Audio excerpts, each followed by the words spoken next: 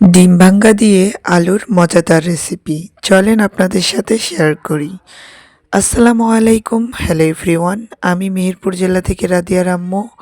আপনারা কে কোথায় থেকে ভিডিওটি দেখছেন অবশ্যই কমেন্ট করবেন।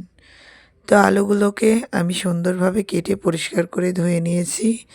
এদিকে কড়াইতে তেল দিয়ে নিয়েছি। তেলটা গরম হয়ে আসলেই আমি এখানে একটার মতো পেঁয়াজ কুচি দিয়ে দিয়েছি। তো পেঁয়াজ কুচিটা আমি নেড়ে চেড়ে দিব। তো পেঁয়াজ কুচিটা একটু নরম হয়ে আসলে আমি এখানে একটা ডিম ফেটিয়ে দেব। তো এই সহজ পদ্ধতিতে এই রেসিপিটি আপনাদের সাথে শেয়ার করছি।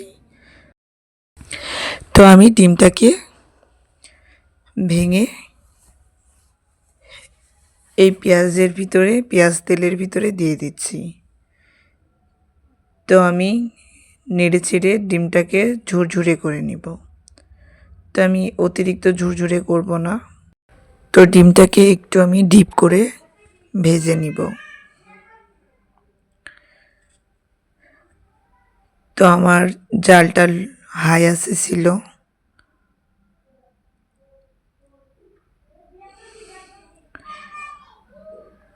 ডিমটা সুন্দরভাবে ভাজা হয়ে গেলে এখন আমি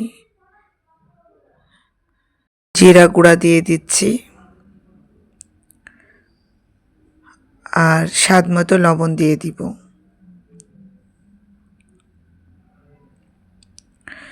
তো সুন্দরভাবে সব উপকরণগুলো একসাথে নেড়ে চেড়ে নিব।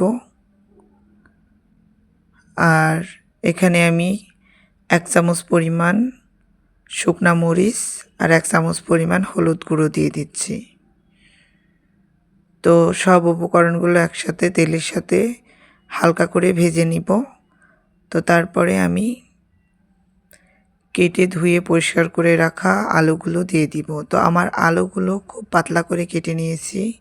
তো এই রেসিপিটার জন্য আলুগুলো পাতলা পাতলা সাইজ করে কেটে নেবেন।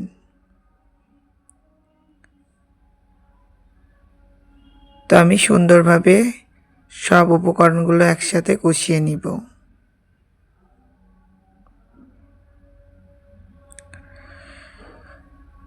তো আমি এখানে 2-3 মিনিট মতো কষিয়ে নিয়ে হালকা করে একটু পানি দিয়ে আবারও কিছুক্ষণ কষিয়ে নিব। অবশ্যই আমার চ্যানেলটা সাবস্ক্রাইব করে পাশে থাকবেন।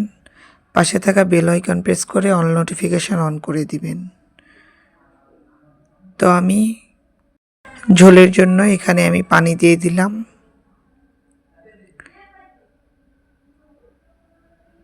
তো আমি নেড়ে চেড়ে সুন্দর করে ঝোলটাকে সব মশলার সাথে মাখিয়ে দিচ্ছি। তো এটাকে এখন আমি 6-7 মিনিটের মতো রান্না করে নিব।